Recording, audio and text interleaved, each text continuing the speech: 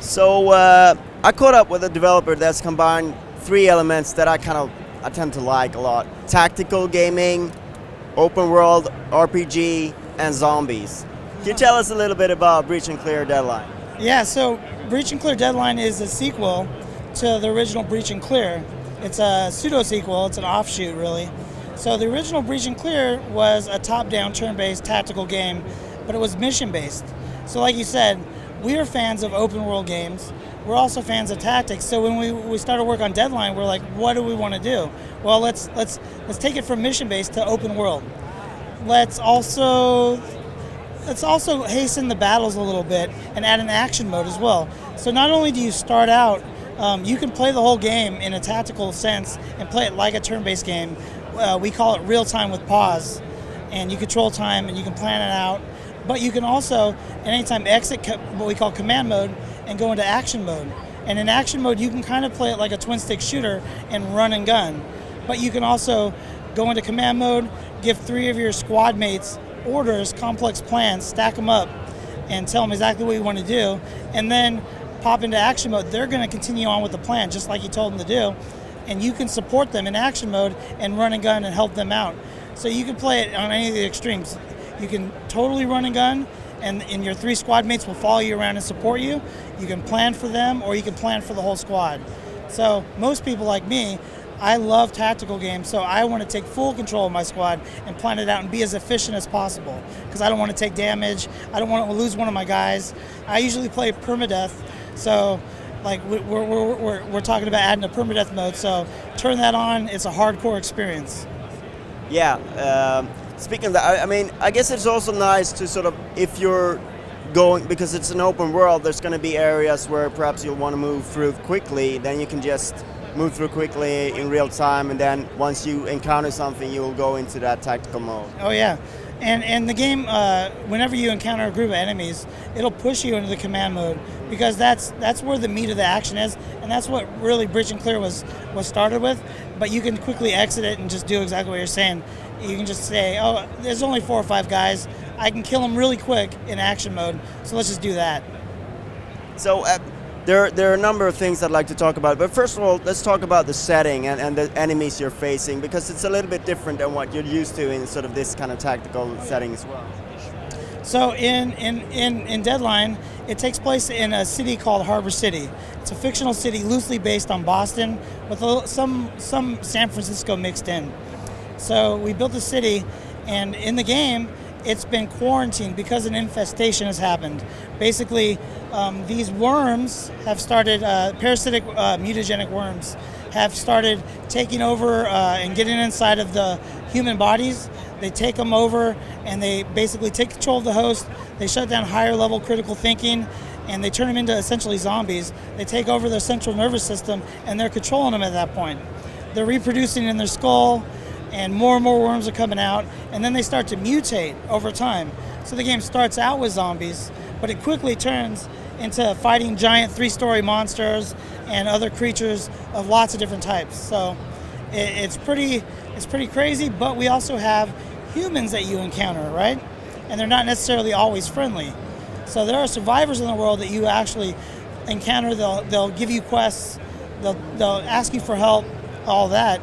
But there's also mercenaries and other survivors that just want your gear. They want to survive themselves. They don't give a shit about you. They just want to take you out and take your stuff.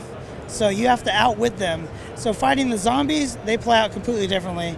It's all about pressure for physical space. They'll surround you, so you have to fall back. It messes up your planning, right? The monsters, the giant creatures, they really, you have to outthink them. Some of them are like boss battles, right? But the humans are like a really cool part of the game. That's where tactics really matter, because they're using guns against you, they're using cover, they're trying to outflank you and outsmart you, and you're doing the same thing back to them.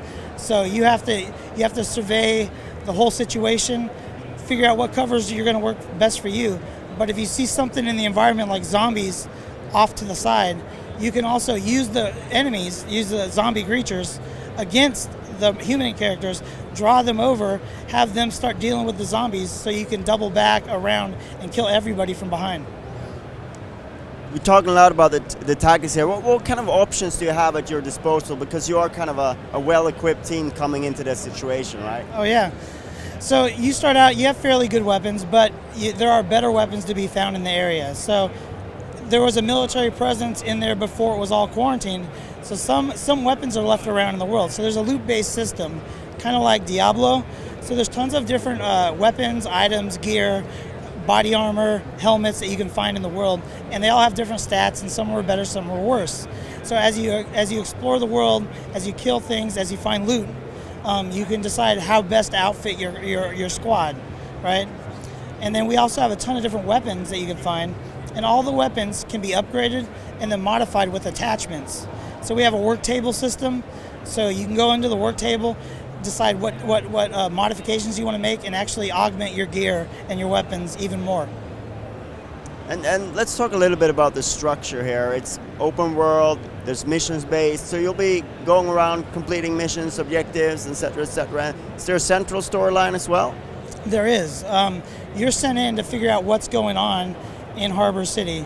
So there is a narrative thread, and there's a mainline quest, and there's also side quests as well, just like any other RPG. But you decide what quests you want to take on at any point in time. The game's broken up into 4 large open world hubs, and they're all different themes. So you start out in the urban hub, more like downtown, and you explore different areas and you unlock different hubs that you can move to, and you can retraverse and check out and go back and find other stuff, but there's always quests from NPCs in the world. So if you find a survivor that needs your help, they'll give you a quest. You can choose to take it, or you can choose to skip it, or you can choose to come back to it later. It's all up to you. So where are you at with the game right now and sort of in terms of development? So right now the game is out on early access on Steam. It's already out for Steam on PC, Mac, and Linux. So we're building the game. It's not done, but we're building it with community involvement. So when somebody in the community says, hey, you should be able to scrap weapons that you don't need and turn it into ammo, we listen and we're like, okay, let's add that feature, because we agree that would make a better game, but we weren't thinking about that. So it's like we're making the game with a big team, and they're all invested. So it's really cool to pop on the forums and see people grab the new build that we just put up last night.